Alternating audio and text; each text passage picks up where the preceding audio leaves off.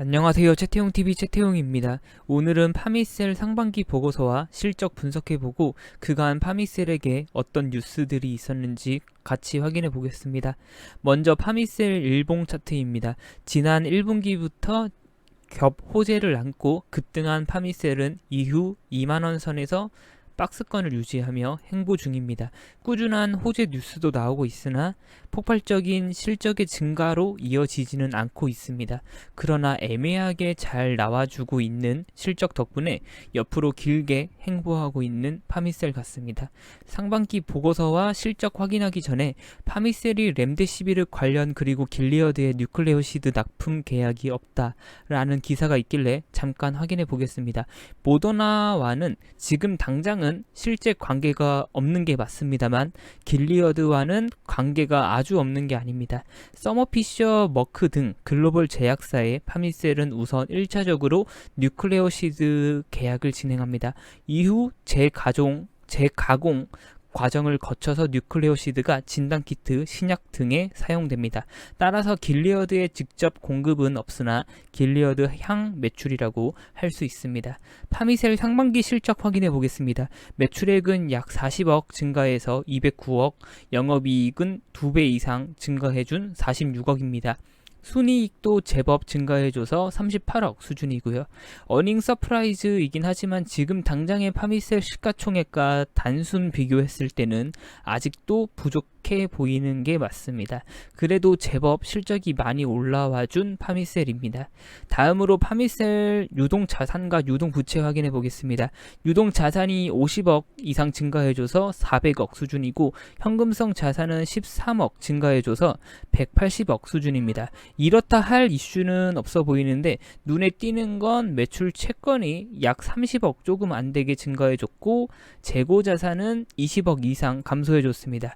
뒤에서 정확히 다시 확인해 봐야겠지만 증가한 매출 채권 그리고 줄어든 재고 자산은 우선 찍힌 숫자로만 보면 긍정적으로 보입니다. 유동 부채 확인해 보겠습니다. 유동 부채는 58억 수준으로 연초 대비 3억 정도 증가했습니다만 큰 의미는 없고 매입 채무가 증가해 준 점은 장사 잘하고 있는 파미셀에게는 의미가 있다고 볼 수 있습니다. 오히려 상반기 실적보다 하반기 실적이 기대가 되는 모습이긴 합니다만 큰 규모의 계약 공시가 아직까지는 없는 파미셀입니다. 오히려 의미 있게 턴어라운드 해준 것은 현금주의의 핵심이라고 할 수 있는 영업활동 현금 흐름에서 확인하실 수 있습니다. 작년 상반기는 영업이익 흑자임에도 오히려 영업활동 현금 흐름은 마이너스 5억으로 현금 창출 능력을 지적받고 있던 파미셀이었습니다. 그러나 2020년 상반기 때는 플러스 57억으로 제법 현금 창출 능력을 되찾은 파미셀입니다. 상반기 보고서에 기재된 것처럼 뉴클레오시드는 말할 것도 없이 수요가 증가했고 PEG 사업 부문에서도 신약 개발, 임상 등이 예정되어 있는 글로벌 제약사가 많아서 전망이 밝다고 합니다. 파미셀 사업 부문별 매출 확인해보면 뉴클레오시드와 PEG 유도체가 파미셀 매출의 절반을 견인하고 있어서 파미셀에게 핵심 제품임을 다시 한번 확인하실 수 있습니다. 그러면 주요 제품들 가격 변동 추이를 확인 안 해볼 수가 없는데 뉴클레오시드는 소폭 상승해줬습니다. 다만 PEG 유도체는 2년 전에 비해 반토막 수준이 낮습니다만 수주량이 매우 많이 늘어나줘서 메꾸고 있는 파미셀입니다. 유동 자산과 유동 부채 확인했을 때 눈에 밟혔던 점들 다시 한번 확인해 보겠습니다. 먼저 증가한 매출 채권입니다. 연초 대비 26억 이상 증가해줘서 장사 제법 잘하고 있구나를 다시 한번 느낄 수 있고 채권 회수율도 나쁘지 않은 파미셀이기에 좋은 시그널입니다. 그리고 줄어든 재고 자산도 정확히 확인해보면 상품이 줄어든 것은 화장품 관련 상품 같은데 큰 의미는 없고 제품의 재고 자산은 많이 줄었습니다. 그리고 오히려 원재료는 소폭 증가했습니다. 원재료 재고 자산은 비슷한 수준으로 유지 중인데 재고 자산은 줄었다 로 추정할 수 있는 것은 3분기에도 계약 공시가 꽤 있을 수 있겠다를 생각할 수 있기 때문에 좋아 보입니다. 그리고 2분기 때 주요 뉴스들을 확인해 보겠습니다. 발기부전 줄기세포 치료제가 국내 임상 이상 승인을 받았습니다. 아직까지는 뭐 큰 이슈는 아니고 폭발적인 매출을 기대할 수는 없습니다만 뭐 이런 호재도 있었고 그리고 다만 줄기세포 관련된 제품과 임상이 많은 파미셀에게는 당장 8월 말부터 시행되는 첨생법의 수혜를 받을 수 있을 것으로 기대가 됩니다.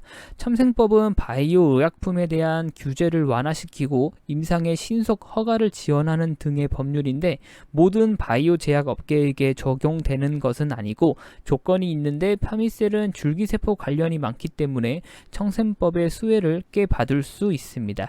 다음으로 파미셀의 광견병 치료제 셀그램이 행정소송 1심이긴 하지만 어쨌든 승소했습니다. 그리고 가장 의미 있고 기대해 볼 만한 것은 중국향 뉴클레오시드 매출입니다. 지난 7월 말에 중국 홍젠과 5억이라는 작다면 작은 금액이지만 어쨌든 뉴클레오시드 계약이 있었습니다. 이 때문에 울산 공장에 캐파도 증설한다고 하니 중국향 매출도 기대해 볼 수 있는 파미셀입니다. 얼핏 보기에는 여러 겹호재들이 많아서 너무너무 좋아 보이는 파미셀입니다. 다만 숫자로 찍히는 실적이 아주 폭발적으로 증가해주고 있지는 않아서 이렇다 할 추가 상승 파동이 없는 파미셀이기도 하고요. 시가총액 약 1조 3천억을 정당화하고 추가 상승 여력이 있으려면 눈에 보이고 숫자로 찍히는 계약 공시 혹은 실적이 있어야 될 것 같습니다. 이상이고 관련해서 추가 소식들 있으면 바로바로 전달해 드리도록 하겠습니다. 구독과 좋아요 한 번씩만 부탁드릴게요. 감사합니다. 최태웅이었습니다.